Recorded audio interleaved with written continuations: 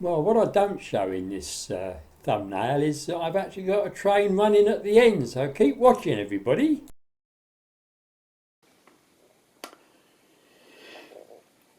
Well, welcome back to Robert's train set everybody, and we're in the conservatory with the end-to-end. So with all the simple point wire changing things in, we need to try and get these two to work. And I was certainly scratching my head trying to think what I've got to do. So I thought this was the easiest way to do it. So I got the track from the shed and I laid it like this, upside down, which is how it will be laid. And obviously you can see where it goes to the end. So if I take this away, I'll show you. So with the track now the right way up and out of the way, we'll go slowly back to where we have to do this work, and I thought the easiest way was just to do a little layout diagram on the underside of the board like this. So I've got one there for that one, and do a bit quick, and one there for that one. So when I'm looking at this and seeing what I've got to do, I can see which way everything's got to move, because that's going to be the hardest, I think. So now it's a bit of a head scratching and thinking what I'm going to do to get this to work. I've obviously got my original sample, which I did think was worth keeping because you can just see it working, you know. So first thing was to get all my bits that I need for this out of my bag where I'd had it safely put. And as you can see, quite a bit there to use. So I got another one of those wheels. The washers in fact, rubber washers, and I drilled it like that. I got me washers ready. I think I got, maybe should have enough there, I should think. And then it was a case of just trying. I cut a bit of the aluminium spindle off, far longer than needed, but I thought that would be helpful. And then I sort of threaded this on and put the washers on there, which is thing. As you can see, you can bend it about. It's quite flexible. And then I sort of held it where I thought it should need to go, you know.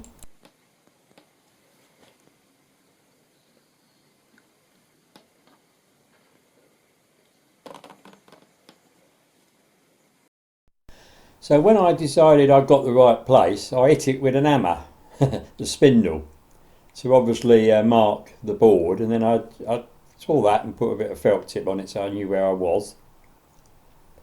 And then the next bit to do was just to make sure the drill bit I'd chosen was the right size. So I drilled it in a bit of a spare bit, as you can see. Tried it.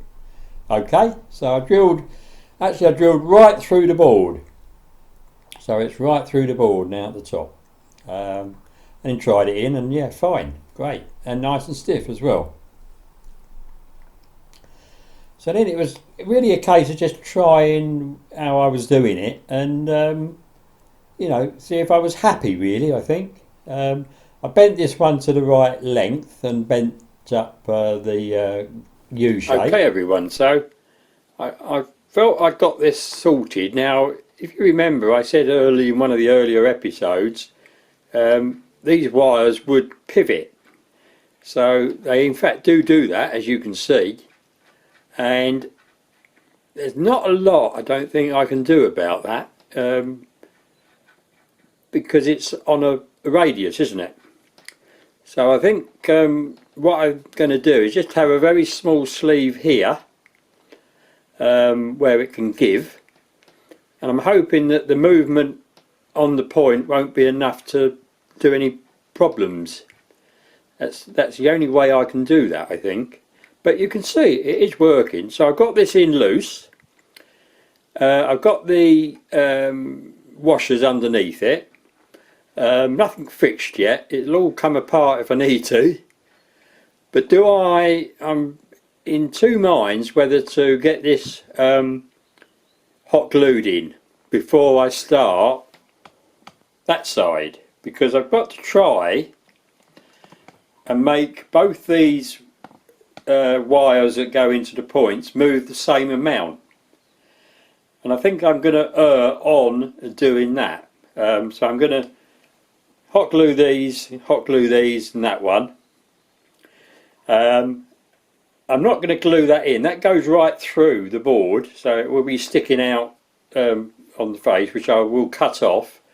And then I'm planning on having some sort of plate here to hold that in, and then I'll have a hot glue on that maybe, just to make sure it can't go anywhere. But it's pretty stiff. And the beauty of using the rubber washers is they give, so you can get these hooks into them without too much trouble. I've made the holes in this as tight as I can sort of get it, although that one looks a little bit loose, but that's fine. But it gives, it's, you know, it's good. You want a bit of tolerance, I think. So that's where we are at the moment. So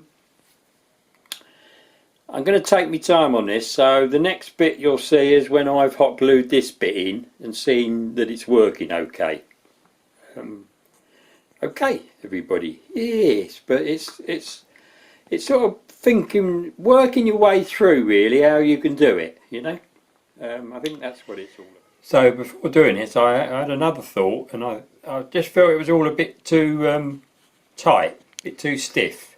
So I re-drilled the holes in another washer. Luckily I've got lots of these, and this seems to be working better. So I think I'm going to go with this. Now you might notice the hole in the middle was a bigger hole than in that one, and I'm just wondering whether I should get another one out that is tighter and re-drill it. But I don't think this will necessarily hurt. It just gives it a bit more tolerance everywhere, doesn't it? So I think I might go with this. We'll see how we go. So I sort of, before I did hot glue it, I sort of had a look and see if I was in the ballpark with the other side, and sort of got it in my head how it would work, you know. And as you can see, that's running through. It goes at an angle because the hole through the wood wasn't really where I wanted it, but it was big enough to be able to do the angle. So that's what I've done. And looking at it, it looks, you know, similar to this. I think it'll work fine. So it's a case of just getting it sorted and then hot gluing it all in and hoping it'll work then. Well everybody, welcome back, and as you can see I have now put the hot glue on my multi-point operating wire. But this isn't all I've done. I've had to sort of really think what I've been doing, so it's been, I didn't think it would work. I couldn't really film it very easily because my hands being in the way and whatever. So I've taken a few photos which I'm hoping will sort of explain it a bit, but I think what I'll do now is show you the whole thing. So here we are. I think it's finished, this bit. So if I operate the wire from the outside, which is here, and push and pull, I'm hoping you can see that working. So my only slight doubt is it operating enough to change the point? I'm hoping it will, and I'm hoping it's in the right place, but I'm not absolutely certain until I turn it over and try a point on it. But it is working, so I'm quite happy. So I'll just pan into a few of these to show you. So as you can see, I've now put a Perspex cover over the top, and I countersunk the hole that I put in here for the spindle so that I could then silicone that in. Now it's still down below the level of the upper surface, which will need to be cut off later. And as you can see, I used some of my screws that I bought, and these are the biggest, the 3/4 inch ones, to do it. And this MDF packer is the same as the board here, which has worked out well. And it is a fraction under the level of these, although this is probably level with the base. So I'm hoping it'll work. Now I'll just show you that working so you can see it a bit closer. So you can see it is still pivoting, but I'm hoping that won't be a problem, because looking at the point on the sample one I did, these only actually move about 1 millimetre from the centre. because I drilled all the holes in the centre of the point, not at one side or the other.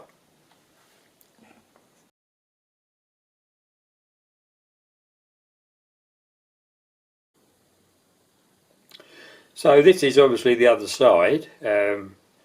Actually, this is the furthest point that's up, isn't it? It's the nearest to the end, so to speak. So, as you can see, this moves. Now, I'll bring into something. That was the first one I used, and I wasn't happy with it. I thought it was going to clash, so I redid another one. I've done the perspex again with the blocks, and you might notice that I put silicone around the bottom of these blocks. I didn't actually glue the blocks with white glue. I've just screwed them up and then put the silicone around the edges, because I feel you could knife through this perhaps and get them off if you had to. So I'm just hoping this will be working enough, and I'll just relocate down a little fraction of a bit and we'll have a look at this bit working. There we are. So again, it does pivot a little bit, but I have fairly good confidence that this will work with maybe a little bit of tweak, and we'll have to see how we go, won't we? So to try and drill these rubber what's-the-names the same, I did that. And you can see, you know, they look fairly the same, but the hole in the middle is a bit smaller on the one I'm using. So there it is fitted, and it did really help, I think, worth doing. So went out in the garden with the workmate, and it was dry, and I obviously had to cut all those little bits up, but here I was cutting up the thicknesses for the under track uncouplers. So yeah, I cut those out there first to get that done, and it was just a case of putting them, you know, out the way really. And this is all the ones I sort of didn't use. So, but as I had 24 of them, it was fine, wasn't it? Could have done with all the holes being the same, but never mind. And these are the screws I used to make up the little perspex cover. They're the biggest ones I bought. Well, I have got some inch ones that I've already had. And yeah, I just drill the hole through, and then I countersunk it with that big reamer, this thing here. It's massive, but it's got a nice sharp angle on it, which helps on that material. And on the back I just did these with my fingers, just to take, you know, any little burrs rather than scratch them. A lot of the time I did actually put some of my oil from the railways on in the tubing and whatever to help it all run nicely, you know. So quite happy doing that, and I did it all the way along really, you know. It was great.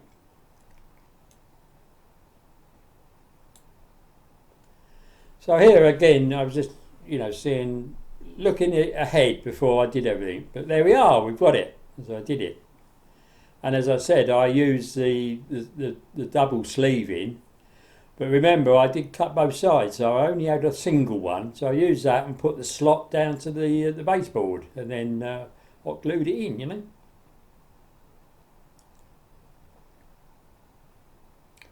And then I was sort of looking at this to see how I had to cut these little thicknesses up, you know, strengtheners. I can't say that with my teeth in. Yeah, so there's a little bit of tweaking to do on this one. But some could just be fitted, some were okay.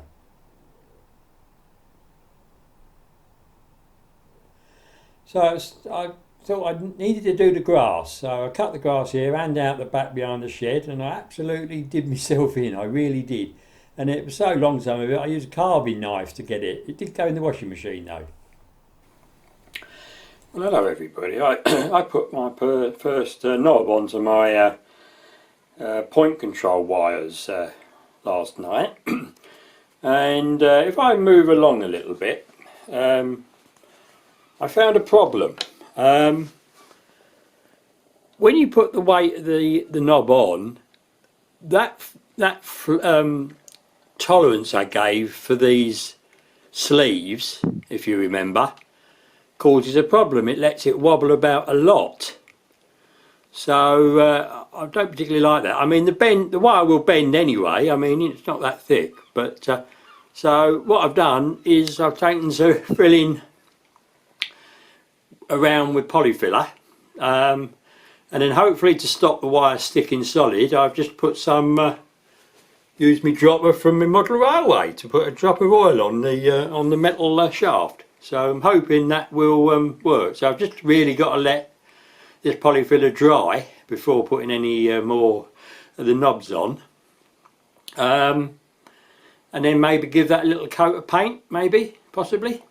So in the meantime, if I pan along slowly, and I've done a few of these, I've still got a few more to do, but it's working out nicely because it gives me something to do while I'm waiting for these to stick. So I've stuck down all the ones, I've cut this one out as needed, and what I'm doing is I'm putting white glue on the underside and gluing it down, using the weight on to sort of hold it, but then putting the hot glue gun around the edges, and once that goes off, it's not going to go anywhere, is it? So it's working quite well. So I've got a few more to do with these. And then so putting these knobs onto the wires was a bit traumatic, I must admit. You have to bend them up like that, but you have to allow, you know, for letting it get in, you know, to actually change the point. So it was a case of these couple of pliers, couldn't do it without these, I don't think, and then just bending them, and I measured them so you can see the blue, 7mm from the edge, which is what you needed to do it, and then sort of about 10mm each curve, but this one was short, so I did it even less. Well, hello everybody. Guess what, it's tea time again. So I've got my mug of tea and we'll go over and have a look where we are now. So let's do a tour of where we're up to right now. So you might notice there's some wire there, and I travel along, all these are in, and this cable's going all the way up the layout. I wonder why that is. So let's keep going. You might notice that I've got the strengthening pieces now in. Do I paint them or don't I? I don't know. It doesn't matter at this stage, I can do it later. So yes, all in, and we have a buzz wire, or rather two buzz wires, and oh, we've got a couple of droppers here. Good God.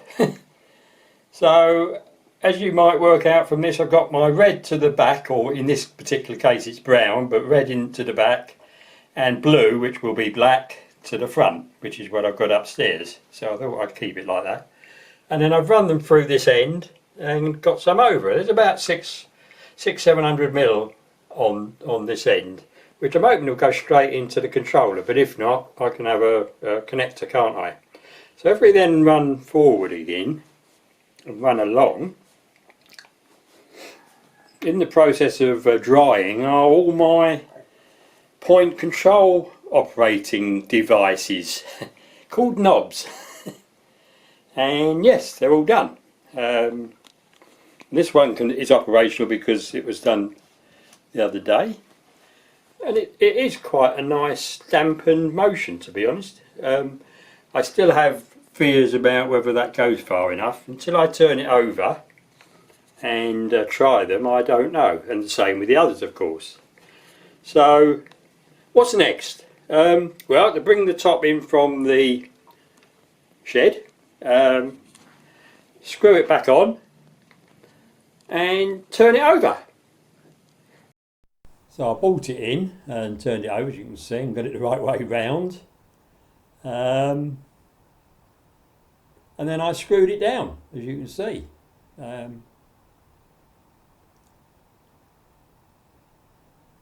there's the spindle from the twin point operation sticking above. Two of them, of course. And I cut it off with a junior hacksaw and it just filed it flat, and that seems to be pretty good. So everybody, I've got my track here. Interestingly, I'm assuming the Hornby point on the right, I had to drill the hole out to get the wire through to change the switch. At the, I think probably a Pico on the left was fine.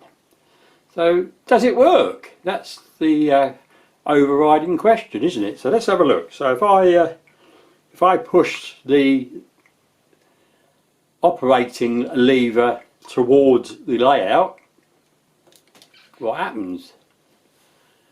And hey presto, we do have connection. So this looks promising. And back again. So hopefully that will work. Now the only thing I would say is it does all seem a little, the wire that these operating knobs are on do seem a little bit vulnerable, shall we say. They're all right when they're pushed right in, but when they're out you could definitely bend them. So be a certain amount of care required, won't there? Anyway, I'm happy with this, so hopefully we can now bring some track up and see how we get on. Cheers. So you can see that that 25 mils is a long way above, isn't it? Yeah, as you can see, it's quite a bit. So I then started bringing the track in and trying to sort out which was which and where it went and whatever, because it had all been higgledy-piggledy in the shed. But yes, it was gradually coming along, and I did wonder whether the rail would go where the droppers were, but we'll look at that later on. But I did have a lot of extra rail if I needed it. So the old drawing pin trick again, drill, bring a hole and push them in, and it worked really well. It did hold it just lovely. Got the mirror there in the background that I used to sort of try and see if it was in line. I had my doubts sometimes, I must admit, but yeah, it worked. I did find it difficult getting those wires through the holes, especially when they were too tight. And as you can see, I don't think it will run very well with them sticking up. But yeah, there's loads of them in there. But yes, it's all worked pretty well, to be honest. So I cut all them off, not right down yet, I've left a little bit on, see how we go. But I've got a problem, I forgot to do this one completely. So I'm going to have to do that when I do the wiring, I think, you know. So this is the point that I've completely forgotten to do the switching for. And I think what I'm going to have to do is try and get a shape like I've got here, because I need it to come out about here, because sort of my laptop's going to be here for controlling it. And talking about the laptop, I'll pull back and I'll show you something that one of my YouTube subscribers suggested, and it's a cracking idea. So if you remember, I was originally going to pull the drawers out and put a board across the drawers, but then that put the computer lid a long way up and you know, a bit in the way. So Roy of Roy's Model Trains suggested in the comments that I use the top of the doors, and I think it's a cracking idea. So I found a bit of laminated board upstairs, part of a wardrobe I think, and laid it across. Now what I've done is I've used some black tack to hold it onto the doors so that it is actually quite solid, so it's almost like a desk, but I can equally take it off and stand it up at the end when I'm not using it. So well done, Roy, somebody thinking out the box there, so thank you. And if I just go up a little bit, there's my first of my knobs, but obviously I will need another one here for that one I've forgotten, but I'm hoping that will just about be at the edge of the computer. Now I can always take the computer a bit further up this way. I mean, I've got the controller there at the moment for running, but that'll hopefully go on the side of the unit. That'll be better there, I think. So yeah, it's all working out quite nicely. So I think what I'll do now is I'll just show you a little bit of where the engine shed is, because I've now got that track sorted, hopefully, and also a decision I've made. So if you remember, I was waiting on my railway bridge. Now I've not yet made it, but this bridge is 435 long as it's shown there, from end to end. So if you look here, there's my 300mm ruler with a little bit on this end. So I've decided that is the line of the bridge, and because I've made that decision, I can then sort out these two tracks here. So that's what I've decided to do. You might notice this originally had a back wall, but I've cut those out. They were already marked, so I just cut them out with a knife, and I've decided to do that. So I should bring it I can bring it sort of forward a bit and have a little bit of room at the back there for, you know, storing a loco or whatever you want, or a goods van for that matter, you know, brake van. So that's where we are at the moment. And if I just pan in at the front there where the point is, that's where I'm going to put the uncoupler, the under track uncoupler. So I need to chop that in as I prepare the track. So everybody,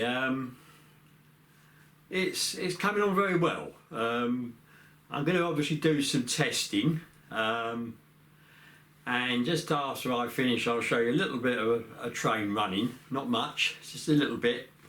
And where I am now is to sort out the track. So I want to use some of the spare track I've got, maybe to lose some joints. So I only need one lot of droppers on it. And I need to sort out the fish plates, because some of these fish plates are awful. Now, because they're going to have droppers on every bit of track, it doesn't really matter, but it would just be nice to make sure they're held nice and firmly. And then it's a case of gradually gluing them down, I think, and then, you know, popping the droppers. So the plan is to drill a hole through like I did upstairs in the loft, pop the dropper through that's long enough, and just solder it onto the right side of the rail, and then connect it into the buzz bar. So I get that all done before I turn it over and take the back board off, the underboard off, to be able to do that. And when I do that, I can hopefully do that point that I've forgotten. How did I miss that? I don't know. So there will now be some sort of delay, I'm afraid. I can't, it's, you know, sorting all that out, it's not really going to make a video, is it? So please bear with me, and keep an eye out for when another one comes up. Cheers everybody. So with the engine that is about to run up a little train for us, just before we do that, here's my computer with the Railmaster all ready to go. And if you notice there, I have now actually got the wire ready to do that point that I've forgotten, and you can see where it's coming out just to the right of the computer. So that's going to work out lovely if I can get it there, so that'd be good. So just a little bit of a look. I've got all these, well, mostly engines, but you can see I've got one train, which is the 15XX 1501 with those coal wagons. And all you're going to see on this little run is for that to run through these points to the station area with the under track uncoupler, and pull away from the train and then go round it and hook on the back. So that's all. I've got a few other trains here, or engines, that I want to try, and this is what I will be doing to just see what points I need to remove and replace, because obviously I did buy 4 new ones which are sitting there, along with my uncoupling that's going to be set in. So let's make a start on this little run, and I will come back to you just afterwards to do some comments on the comments I've received on my last double upload.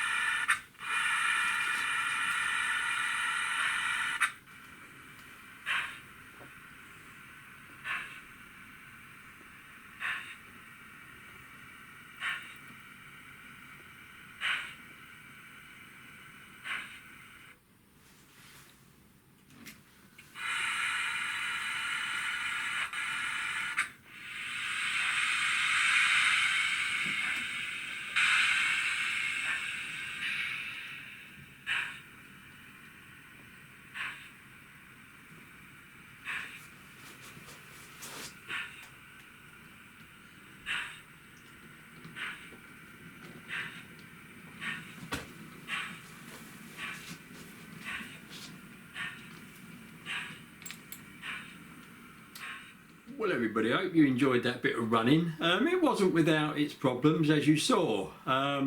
This is what I want to overcome, and that point there's obviously something not getting a connection through somewhere, because this little loco has been the best so far. It may be that it was carrying a train, pulling a train, made it a bit slower, I don't know. So, but this is what I'm here to sort out. So I've come back to you because I've caught up with my video output with the double uploads. I haven't yet finished this one, as you can work out, and I can comment on some of the comments I got, and a lot of them were I think perhaps a little bit worried that the wire I've chosen to do this with is, you know, just normal electrical wire, and it is, you know, it definitely is flexible, you can bend it. So my greatest fear is that when you're using the handles, you will bend it, and I'll just show you a little bit of film I took earlier of me doing that, and I'll come back to you after you've seen it. Okay, so you saw me just bending this up and down. Now it'll only go that much because obviously it hits the edge of the layout. And I did a little experiment the other day, albeit not with a handle on, but here's a bit of the wire, and I've just put a bit of tube in through there, and it's not polyfilled in, so it will actually give a bit more than it would. But if I just bend that 90 degrees a few times, keep it in there, like so. Yeah, there's that like so again. And I did this with pliers, which makes it a sharper bend, but I can just feel that go. It's a bit like Uri Geller. If you remember Uri Geller and his spoons, if you bend it enough times, it'll fracture, won't it? Or in his case, he didn't do it enough to make it go.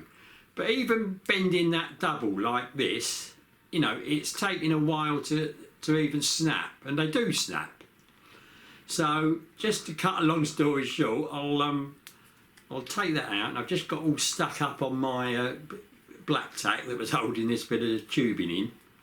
So I'll just straighten that up, pull that out, and put the other end in. So in essence, you've got that with that in it, and you're only about 7mm away from the edge of the layout. So about that. Sorry, let's do it right. About that. If I get my fingers out of the way.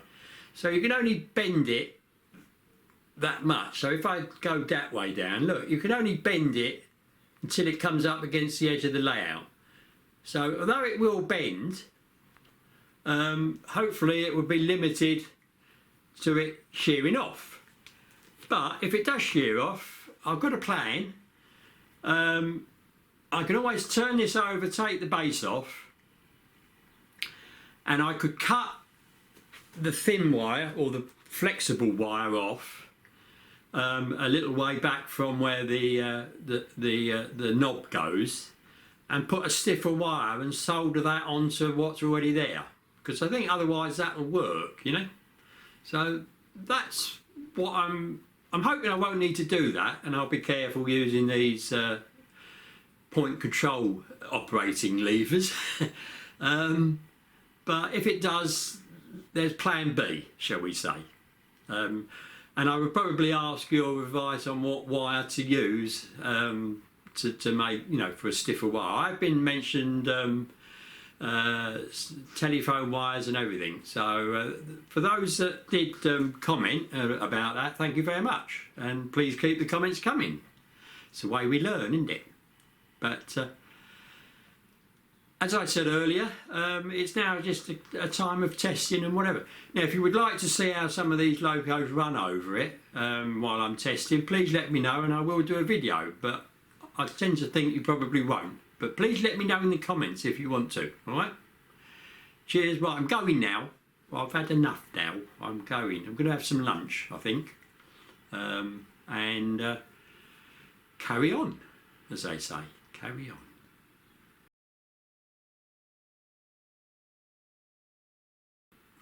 And obviously I would like to thank, I've had quite a few new subscribers on. I must admit, yeah, it's going well. So I thank all those that are new. Please keep watching me. There will be a break now. But if you're new, you've got a load of videos to watch. I've got a very big back catalogue, shall I say, that you can see my trains in the loft running and everything. So please see that. And comments are always welcome, even on old videos. You know, you can do it. It will come up and I should be able to read it. Cheers. Bye-bye.